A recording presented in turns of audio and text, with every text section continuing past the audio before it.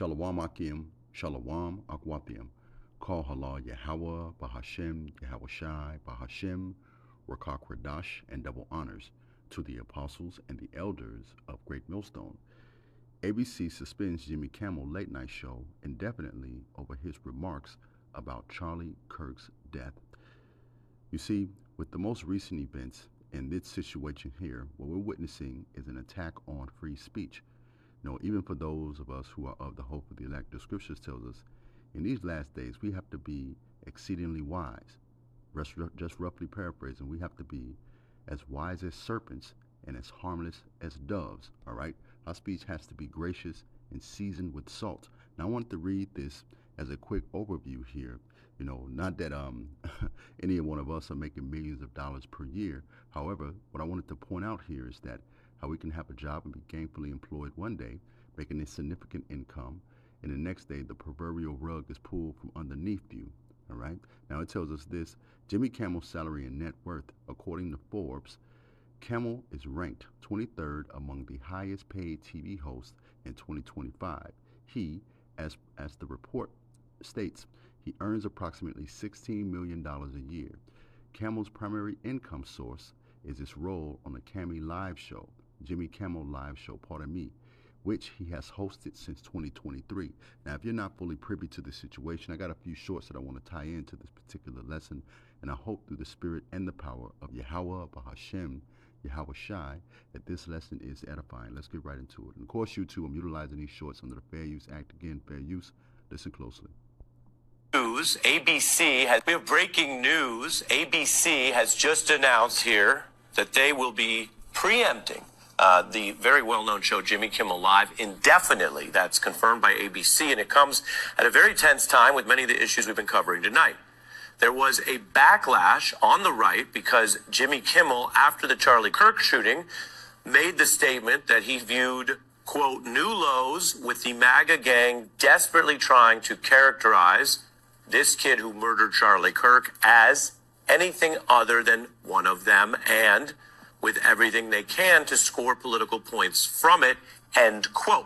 I've just read part of what Jimmy Kimmel had said. We have Let's come from here, right? I wanted to add this as well. At 11, ABC has pulled the long-running late-night talk show Jimmy Kimmel Live off the air. Thanks for staying up with us tonight. I'm Priscilla Casper. And I'm Colton Bradford. The FCC criticized Kimmel for his comments. This was a few nights ago about the late Charlie Kirk. NBC 10 Boston's Michael Rosenfeld starts us off tonight. He is live for us in Needham with the conversations around free speech that this decision is generating tonight. Michael? Yeah, Colton, Jimmy Kimmel is pretty much a household name. He's been hosting his show for over 20 years, but now it could be over. It was these words from Jimmy Kimmel this week that landed him and his show in hot water. The opening monologue referencing last week's fatal shooting of Charlie Kirk at a college event in Utah. It's a bizarre statement in its best light. It seems to be inaccurate. Why Jimmy Kimmel said it is unclear. It's a reckless thing to say. Today, the FCC chairman called Kimmel's comments, quote, some of the sickest conduct possible, and ABC announced it was pulling the show indefinitely. First Amendment attorney Jeff Robbins says this matters because it's an assault on free speech. There's no more core principle that is supposed to get Americans engaged than that the government should not be in a position to punish you because you criticize those in the government. I do think ABC caved a little too quickly on this. NBC 10 chief legal analyst Michael Coyne says typically comedic speech is given a significant amount of latitude. I'm afraid that the consequences are that it is, in fact, likely to chill people's free speech rights. People are going to think a lot more often before they make a insensitive joke or make a comment that ultimately now could cost them their job. And I believe you get the gist there. Let's get right back to the scriptures, because that's the time period that we're living in, that we all, and this pertains to those of us who are of the hope of the elect, who are serving Yahweh, Bahashem, Yahweh Shai, that we all have to be mindful of what we say. You never know how your words can be taken in the workplace or how they can be perceived. For those of us of the household of faith, we know not to voice our opinions or our thoughts about situations of this sort, all right? This is the book of Proverbs, chapter 17, verse 27 through 28, and it reads, He who has knowledge spares his word. Knowledge of what? These scriptures. We have this wisdom, this knowledge, this understanding, all right? And I said this before in a previous video. We go to work to earn our income to sustain our way of life while we're in this captivity. We're not getting caught up in the affairs and the concerns of this world. Proverbs chapter 17, verse 27 again. He who has knowledge spares his words, and a man of understanding is of a calm spirit. Even a fool is counted wise when he holds his peace. When he shuts his lips, he is considered perceptive. Let me come from here. Let's go to the book of James. This is James chapter 3, verse 2 through 6, and it tells us this about the tongue. For we stumble in many ways. If anyone does not stumble in his words, he is a perfect man, able also to bridle the whole body. Indeed, we put bits in the mouths of horses that they may obey us, and we turn their whole body. Look at the ships, although they are large and are driven by the force of winds. They are turned by a very small rudder, wherever the pilot desires.